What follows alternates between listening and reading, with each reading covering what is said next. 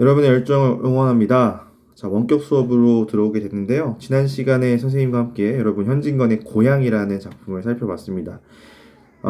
살펴보고 나서 수업 마지막에 선생님이 과제를 하나 제시했는데요. 이 내용이었죠. 고향의 시점은 무엇이며 그 시점을 통한 서술자와 인물, 그리고 인물과 독자 간의 거리를 각각 설명하고 그 효과에 대해서도 고민해보자 라는 내용이었습니다. 먼저 지난 시간에 수업을 수강한 친구들은 고향의 시점을 어렵지 않게 대답할 수 있을 겁니다. 일단 기본적으로 1인칭입니다. 그리고 나라고 하는 인물이 그라고 하는 주인공을 관찰하는 관찰자 시점이죠. 물론 부분적으로 내화, 이 소설은 액자식 구성이라고 했습니다. 그 내화 부분은 전지적 작가 시점을 취하고 있기도 합니다. 자, 그런데 이 활동은요, 여러분 1인칭 관찰자 시점에서만 살펴보도록 하겠습니다. 자, 역시나 지난 시간에 수업을 잘 들은 친구들은요, 거리 어렵지 않게 이야기할 수 있을 겁니다. 1인칭 관찰자 시점에서 서술자와 인물의 거리는 기본적으로 멀다입니다. 그리고 인물과 독자 간의 거리는 기본적으로 가깝다입니다. 자, 그럼 살펴보겠습니다. 나와 즉 나가 서술자고요. 그는 인물이 되겠죠. 이 둘 사이가 멀게 느껴짐으로써 얻어지는 효과는 무엇이냐면요. 기본적으로 나가 그에게 경멸감을 느끼고 오해를 갖게 만드는 장치가 된다는 거예요. 자, 이 소설은 결말에서는 나가 그에 대한 오해를 풀고 민족적인 동질감을 회복하는 데까지 나아가죠. 그런데 처음부터 동질감으로 시작했더라면 이 소설은 그렇게 인상적이지 않았을 겁니다. 처음에 1인칭 관찰자 시점을 취함으로써 나가 그에게 거리감을 느끼게 되고 그럼으로써 점점 가까워지는 소설적 장치를 마련할 수 있었다는 겁니다. 자, 다음으로 인물과 독자 간의 거리를 가깝게 취함으로써 얻어지는 효과는 무엇이냐? 자, 이 소설의 독자는 대부분 그 당시에 조선인들이었을 겁니다. 우리 민족이었을 겁니다. 자, 우리 민족이 이 소설을 읽으면서 그라고 한 인물의 동질감을 느끼고 공감을 하기에는 1인칭 관찰자 시점을 취하면서 거리를 가깝게 만들었다면 더 효과적이었겠죠. 자, 이런 식으로 여러분이 잘 활동을 마무리했을 것이라고 생각을 합니다. 자, 이번 시간에는요, 본문을 같이 읽어보겠습니다. 자, 본문을 읽어볼 텐데요. 선생님이 지금 이 PPT 화면에 이것저것, 표기시가 나올 거예요. 그런데 이것 필기해도 좋지만 여러분 여기에 너무 공부하는데 집착할 필요는 없다. 선생님이 나중에 여러분 시험 공부할 때 너무 막연할까봐 선생님이 본문을 함께 살펴보는 건데요. 여기 필기되는 내용들에 너무 집착해서 그걸 외우거나 할 필요는 없습니다. 작품을 전체적으로 이해하는데 도움을 얻는 하나의 장치로만 생각했으면 좋겠습니다. 자, 이 소설은요, 나가 등장합니다. 근데 나는 주인공이 아니죠. 이 소설에서 그라고 하는 주인공을 관찰하는 인물이에요. 그래서 이 소설은 1인칭 관찰자 시점의 소설이라고 이야기를 했습니다. 나가 그를 처음 봤을 때 첫인상이 그렇게 좋진 않았습니다. 왜냐? 요 오타가 좀 있는데요. 곡고마대가 아니라 뭐 독고마대죠. 그죠? 어디까지 가십니까? 입니다. 이렇게 일본말을 쓰거나 중국말을 쓰거나 그죠? 그런 모습. 그리고 앞부분에 나옵니다만 동양 삼국의 옷을 한 몸에 입고 있다. 이런 모습에서 사실 서술자인 나는요. 주인공에게 거리를 좀 느끼고 있었습니다. 자, 그 다음 부분 보겠습니다. 그래서 나라고 하는 관찰자가 주인공에게 처음으로 갖게 되는 태도는요. 첫 번째, 주적되는 꼴이 어줍지 않고 밉살스럽다라고 이야기를 하는데 이것은 곧 그에 대해서 경멸감을 느꼈다라고 우리 이야기를 할 수 있을 것 같습니다. 가까이 하고 싶지 않은 것이죠. 어, 자, 그리고 여러분 좀 어려운 어휘들이 좀 나오는데요. 기전야도 이런 것은 무엇이냐면 일본식 여인숙을 말하는 거예요. 자, 넘어가겠습니다.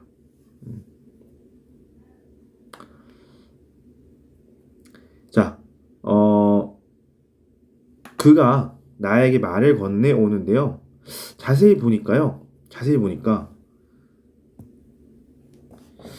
30세밖에 안 되어 보이는 그 얼굴이 10년가량은 늙어진 듯 해 보이고, 그죠?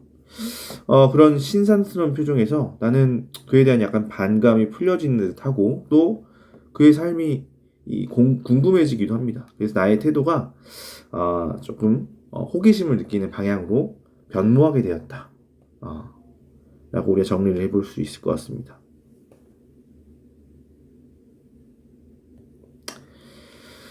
자, 역둔토라고 하는 것이 등장하는데 역둔토는 여러분 국가 소유지 땅이라고 보면 돼요. 역은 여러분 과거에 말을 빌릴 수 있는 그런 땅이었고요. 둔은 군대가 주둔하고 있는 땅입니다. 그래서 이곳에서 농사를 짓고 파먹고 살았다. 그때는 좀 먹고 살만 했다. 그런데 세상이 뒤바뀌게 됩니다. 그렇죠? 세상이 뒤바뀌게 되면서 동양 척식회사의 소유가 되죠. 역둔토가. 그래서 여기 이 소설 속에서 주인공인 그가 삶이 고달파진 근원을 찾자면 사실 동양 척식회사다. 이 동양 척식회사가 결국에는 일제의 소유였기 때문에, 그렇죠? 일제의 소행이었기 때문에 사실 이 소설은 기본적으로 일제에 대한 반감이 내포되어 있는 소설이라고도 이야기를 할 수 있습니다. 그리고 전체적으로 이 부분을 보면요. 앞부분에서 이 소설의 출발은 나라고 하는 1인칭이 그라고 하는 인물을 관찰하는 내용이었지만 이 부분은 그의 삶을 요약하고 있거든요. 요약적으로 제시했다. 뭐 이렇게 우리가 설명할 수 있을 것 같은데, 자, 이 요약적으로 제시한 부분을 우리 내화라고 부릅시다. 자, 그러면 바깥에서 나와 그가 만나서 대화하는 부분은 바깥 이야기다 해서 외화라고 합니다. 이렇게 외화 속에 내화가 들어간 소설을 우리는 액자식 구성이라고 한다고 했고요. 보통 내화는 작가가 모든 것을 아는 듯이 서술됩니다. 그래서 부분적으로 전지적 작가 시점을 취하고 있다라는 것도 여러분이 알아두면 좋을 것 같습니다. 다음 부분 보겠습니다. 자, 이 주인공 그는요 서간도로 이주를 했지만 가을 추수철이죠. 추수철에 그곳에서 희망을 갖고 새로운 삶을 살기 위해서 갔습니다마는 가을 되어 얻는 것은 곡식이 아니라 빈 주먹뿐이었다. 그러니까 이주를 해도 나아지지 않는 그런 삶에 대해서 이야기를 하고 있는 부분이라고 볼 수 있습니다.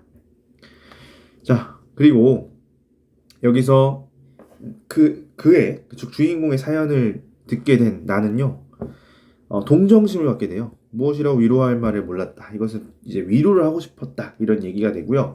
나의 태도가 이제는 호기심이 아닌 동정심으로 나아갔다. 그래서 차를 탈 때 친구들이 사준 정종을 그에게 부어줍니다. 이것은 그에 대한 위로의 표현이다라고 우리가 이야기를 해볼 수 있겠죠. 자, 다음 부분입니다. 자, 그가 고향에 가게 됩니다. 그런데 어떻게 보면 여러분 고향이라고 하는 곳은 마음의 안식을 취하고 위로를 받을 수 있는 곳입니다만은 그가 찾아간 고향은 완전히 변해 있었습니다. 자, 어떻게 변해 있었는지 살펴보도록 하겠습니다. 자, 변하고 뭐고 간에 아무것도 없더마. 집도 없고 사람도 없고 개 한 마리도 얼씬을 않더마. 황폐화됐다는 그런 이야기죠. 아주 폐농이 되었다는 말씀이요. 그래서 이런 거 우리가 공감적 듣기라고 합니다. 그의 말을 요약 정리해 주는 것을 말하죠. 공감하면서 들어줍니다. 자, 그러면서 이렇게 100여호 살던 동리가 10년이 못 돼서 통 없어지는 수도 있는 기요 하면서 한숨을 쉽니다. 그리고 내가 따라준 술을 마십니다. 술을 여러분 마시는 이유는 무엇입니까? 괴로움을 잊기 위해서죠. 그는 지금 굉장히 괴로운 상태라는 것을 알 수 있습니다. 그리고 나는 눈물 흘리는 그의 얼굴에서 무엇을 봤습니까? 비참한 조선의 얼굴을 똑똑히 보았다라고 이야기를 합니다. 이것은 나가 지금 그에게서 동정심에서 더 나아가 동질감까지 느끼고 있다. 왜? 이 소설의 서술자인 나 또한 조선인입니다. 민족적인 동질감까지 느끼고 있다. 처음에 경멸감으로 시작했는데 짧은 시간 이렇게 대화를 나누면서 가까워지고 있다라고 우리가 확인할 수 있었습니다. 자, 그는요, 고향에 가서 고향 사람을 만나게 됩니다. 보통 사람이 아니라 그와 혼담이 있었던, 여기서 혼이 있었던 여자를 만나게 되는데, 그래서 그 여자의 사연도 역시 요약적으로 제시가 되고 있는데, 권료의 사연도 굉장히 안타까웠죠. 자, 아버지라고 하는 자가 대구 유곽에 20원, 물론 지금 20원 돈은 아닐 거예요. 그 당시 가치는 선생님이 정확하게 이야기하기 어렵습니다만은 어쨌든 20원을 주고 자기 딸을 17살 된 딸을 대구 유곽에 팔아먹은 것입니다. 유곽이라고 하는 곳은 지금으로 따지면 술집 같은 곳이라고 생각하면 돼요. 그곳에 어렵게 살게 된 권녀의 이야기가 지금 요약적으로 제시가 되고 있습니다. 자, 그녀를 만난 나는요, 우동집에 가서 정종을 10병 따라 뉘고 헤어졌다라고 이야기하는데, 이것 또한 서로 어떤 위로해주고 슬픔을 나누는 장면이라고 볼 수 있습니다. 자, 이 소설은요, 마지막에 술에 취한 그가 노래를 부르면서 마무리가 되는데, 요 내용입니다. 벼썸이나 나는 전투는 신장로가 되고요. 말맛이나 하는 친구는 감옥소로 가고요. 담뱃대나 떠는 노인은 공동묘지로 가고요. 인물이나 좋은 계집은 유곽으로 가고요. 요 노래만 해서 옛날에 과거에 수능 특강에 나온 적도 있어요. 그러니까 실제로 그 당시에 불렸던 신민요인데요. 이 노래가 이 소설에 삽입된 이유는요, 당시의 사회상을 집약해주는 효과를 갖고 있다. 실제로 고전 소설에도 보면 가끔 가다가 한시 같은 것들이 삽입되어 있기도 해요. 삽입시라고 우리가 이야기를 하는데, 그 작품의 내용을, 주제를 집약해주는 그런 효과를 갖고 있습니다. 이 작품도 보면은 벼가 나는 전투는 신장로가 된다. 그러니까 더 이상 전투로서의 기능을 하지 못하고, 말마디다 하는 친구들은 지식인들이죠. 그런 사람들은 감옥에 갇히게 되고, 노인들은 공동묘지 가고, 계집들은 유곽, 마치 이 소설 속에서의 권력처럼 유곽으로 가게 되는 우리 민족의 어떤 비극적인 상황을 압축해서 제시하고 있는 부분. 고향이라고 하는 소설의 주제를 압축해서 제시하고 있다. 우리가 이야기를 해볼 수도 있는 부분입니다. 자, 이렇게 해서 여러분 작품 살펴봤는데요. 자, 현진건이라는 작가, 여러분 궁금하지 않습니까? 자, 현진건, 이 소설을 창작한 현진건 작가에 대해서 알아보겠습니다. 요 정도로 우리가 현진건 작가를 소개할 수 있을 것 같은데요. 1900년에 딱 태어나셨어요. 그리고 해방을 2년 앞두고 안타깝게 돌아가셨습니다. 대구에서 태어나신 현진건 작가는요, 도쿄로 1916년에 유학을 갑니다. 그리고 같은 대구 출신의 작가인데, 여러분 빼앗긴 들에도 봄은 오는가라는 작품 들어봤습니까?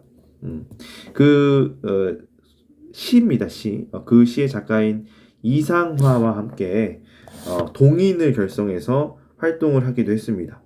자, 현진건 작가는요, 빈처라고 하는 소설, 가난한 아내란 뜻이거든요. 빈처라고 하는 소설을 1921년에 발표를 하면서 본격적으로 등단을 하게 되는데요. 그리고 1921년에 같은 해에 기자로 또 입사를 하기도 합니다.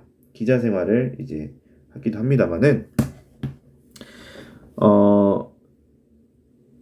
이 현진건 작가의 기본적인 소설의 경향을 보면 사실주의다라고 이야기를 합니다. 리얼리즘이라고도 이야기하죠. 선생님이 수업 시간에 문예 사조에 대해서 이야기할 기회가 아마 있을 텐데요. 사실주의라고 하는 것은 진짜 말 그대로 그 당대 상황을 아주 적나라하게 반영해서 쓴 소설들을 말합니다. 오늘 공부한 고향이라고 하는 소설도 현진건 작가가 1926년에 발표한 소설인데, 역시나 사실주의에 입각한 그런 소설이죠. 동인이라고 하는, 이분이 이상화 시인입니다. 동인이라고 하는 것이 무엇이냐면요, 동아리라고 생각하면 돼요. 동아리. 지금 우리가 따지면 동아리. 우리 학교에도 토요문학이라고 있잖아요. 토요문학회 동인이라고 부릅니다. 그런데 이 당시에 굉장히 유명했던 동인이 있어요. 바로 백조라고 하는 동인입니다. 자, 이 백조 동인으로서 활동을 하게 되는데, 이 현진건 작가는요, 백조 동인으로서 문학 활동도 했지만, 사회부의 기자이기도 했어요. 그래서 실제로 과거에 동아일보에서 일장기를 이제 지우는, 여러분 이게 원본이지만 일장기를 이렇게 교묘하게 지운 사진을 신문에 게재해서 그 당시 많은 사람들이 징계를 받았는데, 그 당시에 사회부의 부장이었던 현진건 작가도 그 당시에 6개월인가 긴 시간은 아니었습니다만은 투옥돼서 옥고를 치르기도 했었습니다. 자, 현진건 작가는요, 기본적으로 오늘 여러분 소설을 봐서도 알겠지만 일제에 대한 반감을 갖고 있었습니다. 그래서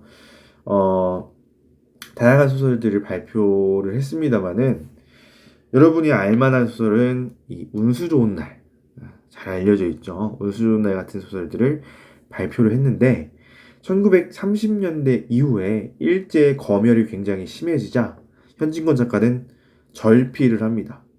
검열이 심해지자 많은 작가들이 여러분 친일을 하게 되었는데, 현진건 작가는 과감하게 절필을 합니다. 그렇다고 해서 먹고 살아야 됐기 때문에 양계 사업을 하게 됩니다만은, 그 양계 사업, 닭을 키우는 것이죠. 근데 그것이 잘 되진 않았다고 해요. 그래서 생활고를 겪던 현진건 작가는요, 그 이후에도 뭐 흑치상지 같은 역사 소설을 발표하려고 했습니다만은 좌절됩니다. 그래서 술을 마시고 그랬던 현진건 작가는 결국 폐결핵과 장결핵이 왔다고 합니다. 그래서 1943년에 돌아가시게 됩니다. 적극적으로 무장투쟁을 하셨던 것은 아닙니다만은 분명한 독립운동의 의지를 갖고 계셨던 현진건 작가는 대통령 표창을 받게 됐고요. 2009년에는요, 현진건 문학상이 제정되기도 했습니다. 아주 훌륭한 소설가입니다. 우리가 지난 시간에 공부했던 최남선은 친일 행적이 있었습니다만은 이렇게 훌륭한 작가들이 있다는 것도 여러분에게 알려주고 싶었습니다. 자, 우리 첫 번째 작품에서의 시점의 효과에 대해서 공부를 했는데요. 오늘 두 번째는 여러분이 역시 학습 활동을 해야 됩니다. 문학이 시대에서 어떤 역할을 해야 되는지 여러분의 생각을 묻고 싶습니다. 자, 다음은 문학에 대한 어느 평론가의 생각인데요. 고향을 근거로 시대에서 문학의 역할에 대한 여러분의 생각을 밝혀주십시오. 김현이라고 하는 평론가입니다. 아주 유명한 평론가예요. 문학은 배고픈 거지를 구하지 못한다. 그러나 문학은 그 배고픈 거지가 있다는 것을 추문으로 만들고, 그래서 인간을 억누르는 억압의 정체를 뚜렷하게 보여준다. 자, 우리 부고 학생들이라면 이게 어떤 의미인지 잘 이해했을 것이라고 생각합니다. 자, 그러면 시대에서 문학의 역할에 대해서 여러분 선생님에게 학습 활동을 적어서 밑에 이 URL과 QR코드 보이시죠? 보내주시면 고맙겠습니다. 자, 이렇게 해서 수업 마치고요. 다음 시간에는요, 여러분 김소월 작가 아시죠? 김소월 시인 잘 알 거라고 생각합니다. 김소월 시인의 젖동새를 역시 원격으로 만나보도록 하겠습니다. 자, 오늘도 공부하느라 고생 많았고요. 여러분의 열정을 응원합니다.